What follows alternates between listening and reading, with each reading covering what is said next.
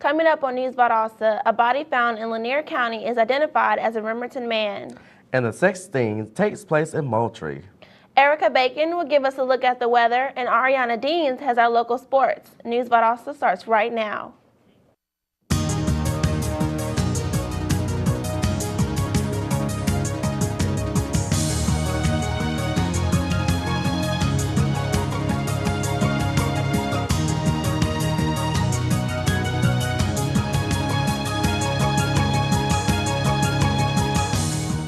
Welcome to News Valdosta. I'm Ryan Saylor. And I'm Stephanie Salone.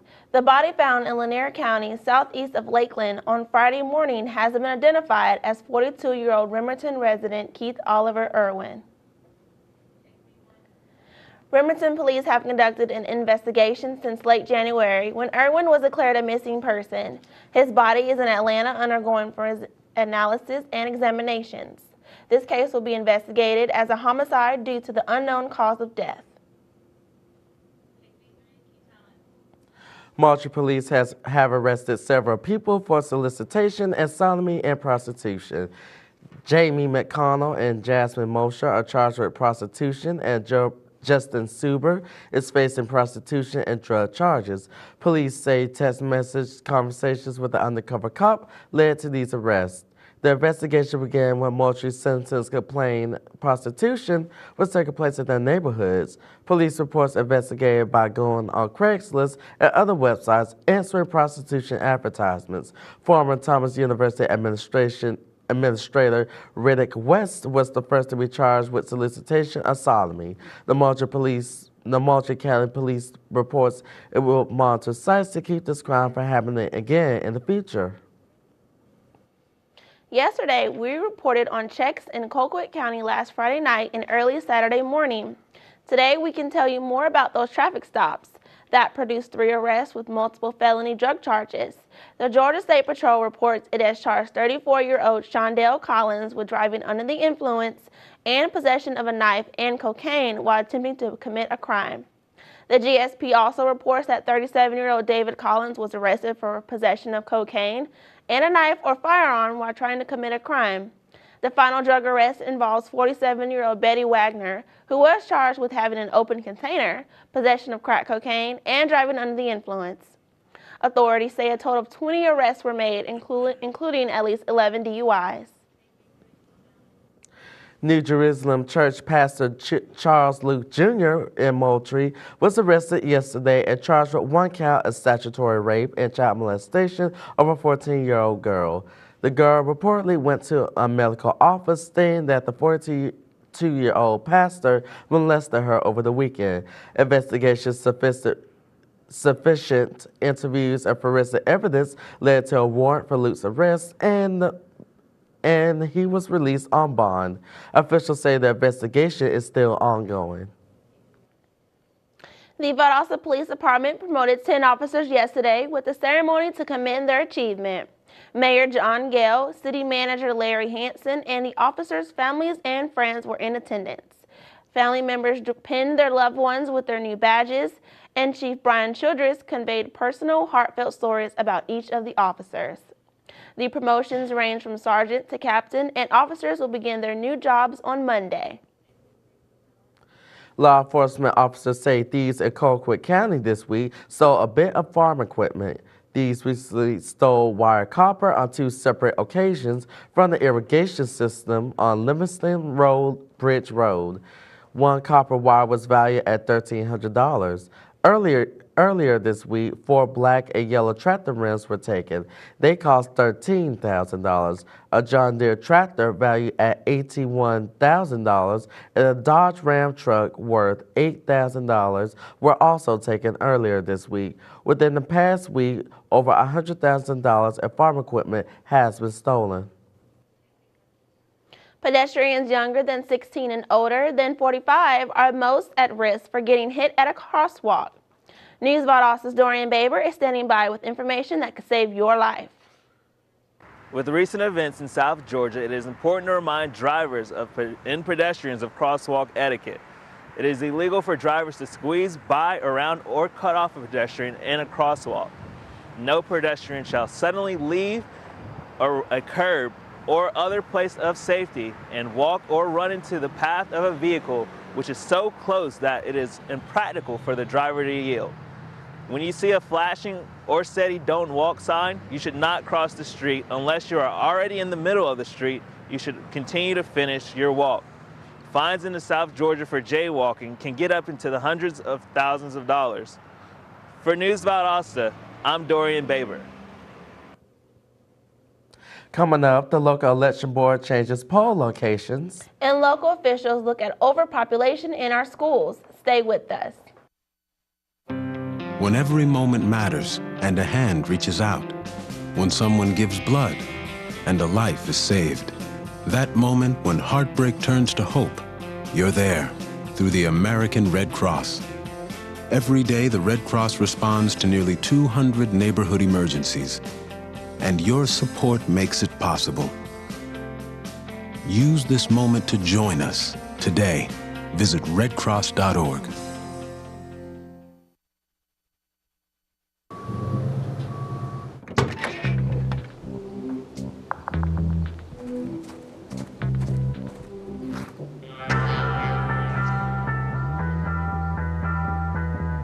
When you throw away money on wasted electricity, you're throwing away everything you could have bought with it. Saving energy saves you money. Learn more at energysavers.gov. Welcome back to News Valdosta. If you're planning on voting this year, then your poll locations might have changed. The Lowndes County Board of Elections has changed the polling location in District 2 from Old Pine Grove Elementary to Trinity Presbyterian Church. The change occurred because the city of Valdosta has sold and is planning to tear down the elementary school. With several elections occurring later on this year, the Board of Elections needed to find a new polling location so the people in District 2 will be represented fairly during the elections. Southeastern Federal Credit Union hosted the Valdosta Lounge Chamber's Business Outlook Breakfast at the Valdosta Country Club last week. 170 of the area's top business leaders were in attendance. News Valdosta reporter Shelby Mitchell has more. The Valdosta Lowndes County Chamber of Commerce held their annual Business Outlook Breakfast to provide local businesses with an economic forecast for 2014. Southeastern Federal Credit Union hosted this year's event. Business leaders gathered to hear from 3 economic specialists about local, statewide, and national markets. Dr. Cynthia Torrey provided the local forecast discussing threats and strengths businesses may encounter this year. Over the years, as they continue to come back and present this information, the crowd has grown and grown, and we make this event open to the public because this is great information for anyone that is in the business community. Georgia is expected to outperform the country, leading to a major shift in economic development strategies. You know, the issue is that there's an awful lot of risks in the local economy related to government funding. Thanks to speakers, local business leaders can now make informed decisions for the upcoming year. The 2014 Business Outlook Breakfast provided local businesses with positive expectations for the local, state, and national economy. With a greater outlook on improvements, businesses can now prepare for a successful year. Reporting for News Valdosta, I'm Shelby Mitchell. 100 concerned parents and citizens gathered Tuesday at Valdosta City Schools' redistricting meeting to express their opinions on the matter. Assistant Superintendent Dr. Alvin Hudson addressed the issue of overpopulation at the start of the meeting. Overpopulation at local elementary schools has become an increasingly relevant topic among community members as the issue threatens to persist. Among these credit schools are Salis Mahone, W.G. Nunn, J.L. Lomax, and S.L. Mason.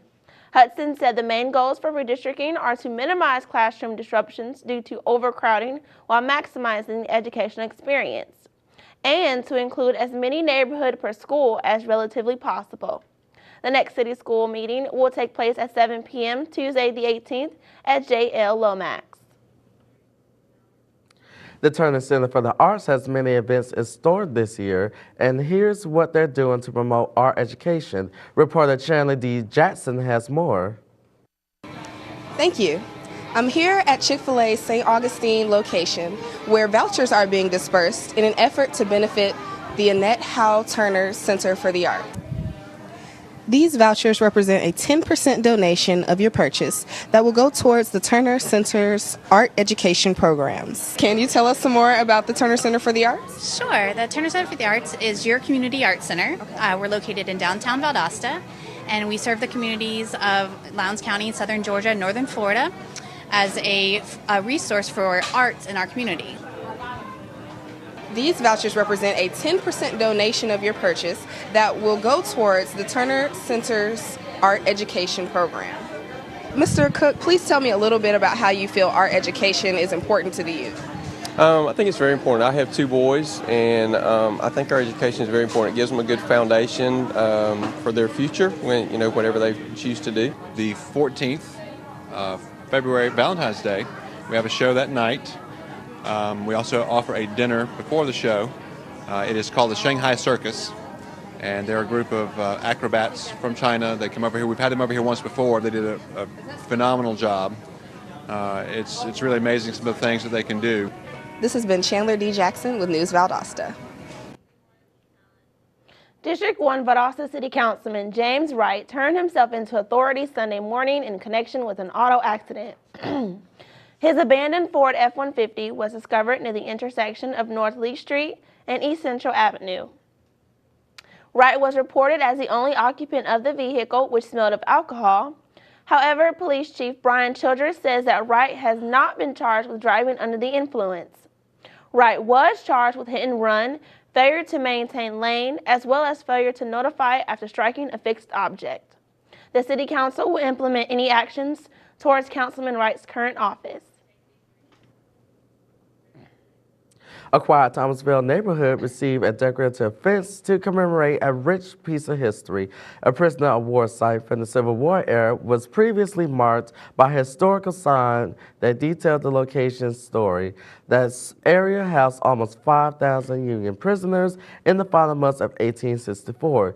Senior Assistant City Manager Cobb McDonald installed the new fencing to increase patronage among local community members along with heritage tourists.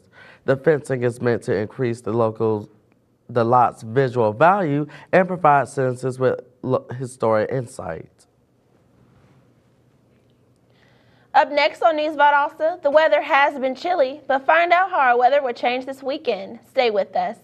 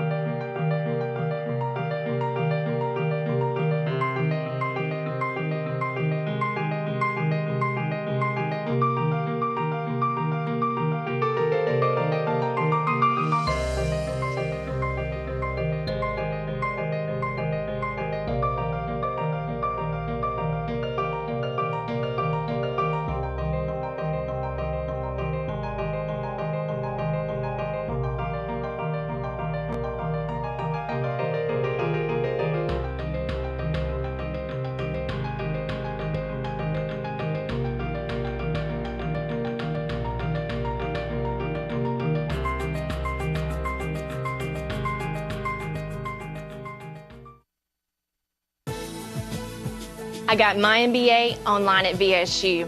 As a working mom who travels on business, I needed an MBA program that fit my schedule and allowed me to balance both my work and home life. VSU's Web MBA was perfect. I was able to spend time with my family in the evenings and then complete my assignments. My MBA is one of my greatest accomplishments. It was hard work, but I would do it again in a heartbeat. Don't wait. Start your MBA today. Welcome back to News Valdosta. It's been pretty cool in Valdosta these last couple of days. What can you expect for today and tomorrow? Erica Baker has more with our weather. Erica?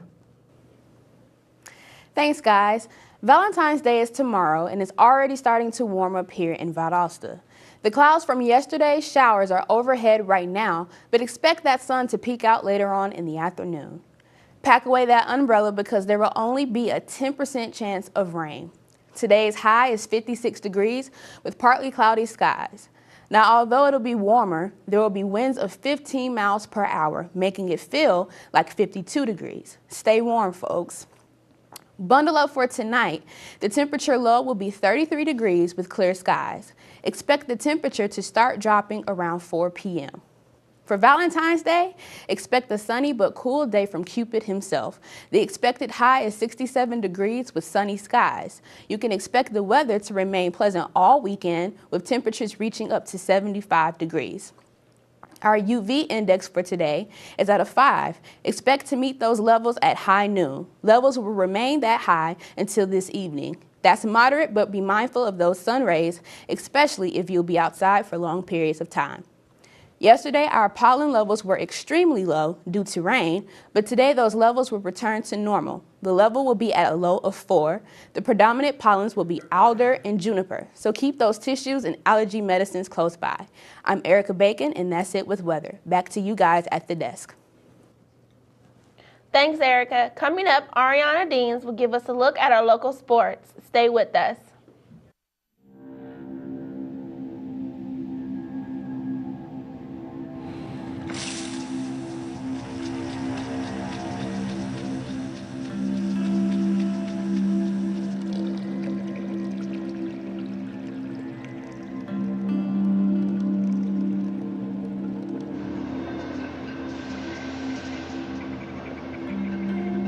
When some people struggle with their mortgage payments, they become frozen, petrified. Not knowing what to do, they do nothing. But the people who do something, the people who take action, are far more likely to get the most positive outcome. Making home affordable is a free government program. Call now to talk one-on-one with a housing expert about the options that are right for you. Real help, real answers, right now.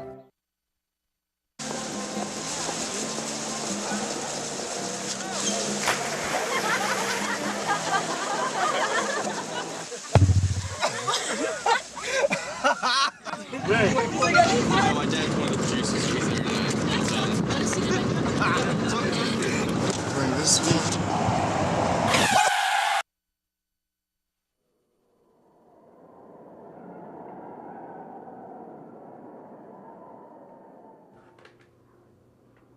Welcome back. Let's check in with Ariana Deans for a look at sports. Ariana. Thanks, guys. The Valdosta State softball team lost a second game in a 4-3 to Florida Tech Panthers before bouncing back to win a 10-0 in the NCAA Division II yesterday afternoon at Melbourne, Florida. The Blazers held a 3-2 lead in the 6th inning before the Panthers took a 1-run lead with a pair of runs that scored on a pass ball and a wild pitch. The split moved the Blazers to an 8-3 of the year. VSU opens the Gulf South Conference this weekend at Stills Diamond at Blazer Park with a 3-game series against the Shorter Hawks. The series will begin on Saturday with a doubleheader, and the first pitch is scheduled for 1 p.m.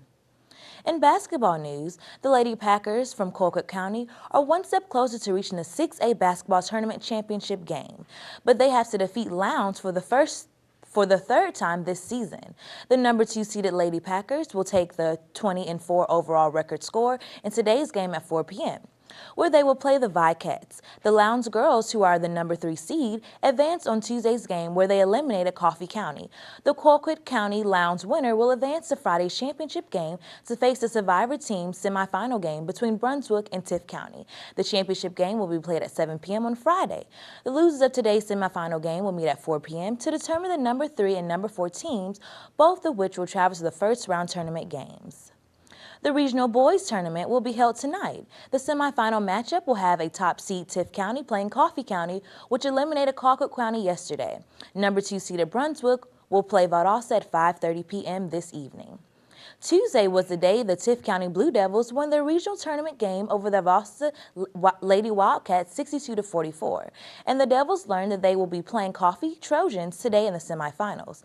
The winner gave the Lady Devils their 4th straight entry into the state tournament. The Lady Devils will be playing their hosts today, Brunswick, the #1 seed in the only team in the region 6A that have beaten Tift County twice. Tonight might be a little different story because Tift won 3 games out of the last 4 games. Regardless of today's results, the teams will be playing Friday as the seeds determined for the state tournament. A good game is definitely expected.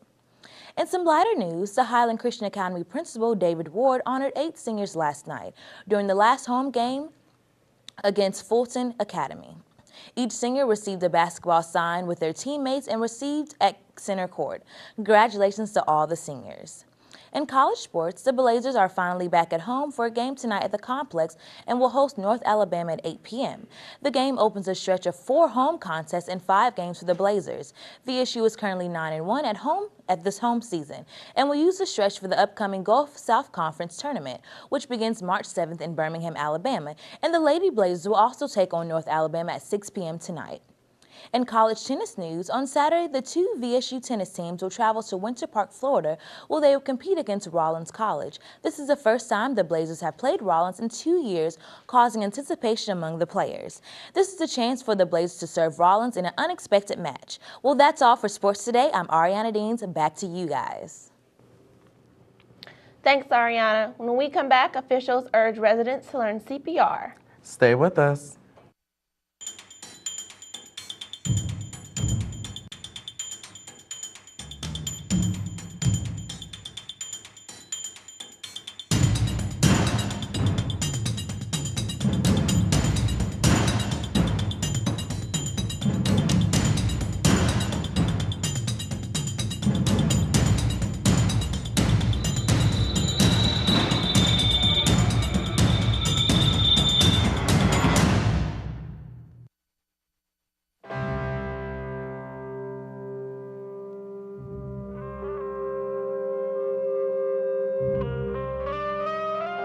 Seven 7,000 high school students drop out every school day.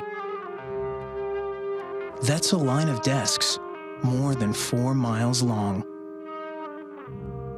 We can keep students in school.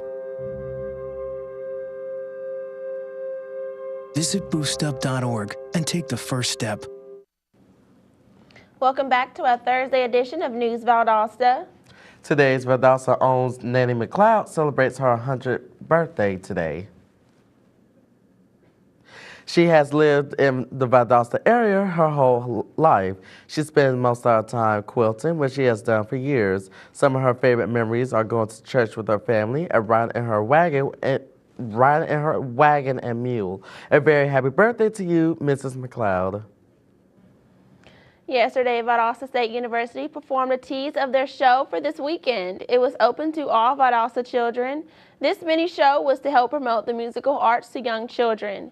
The event was a great turnout, and they look for a successful show this Saturday night at 8 in the Fine Arts Building. Love and Action with Compassion is hard at work again. This organization reaches out to the homeless of South Georgia. It helps provide warm clothes and warm food. President of the organization, Margie Guyton, says they are currently looking for food donations specifically. They say any donations are greatly appreciated and will go a long way.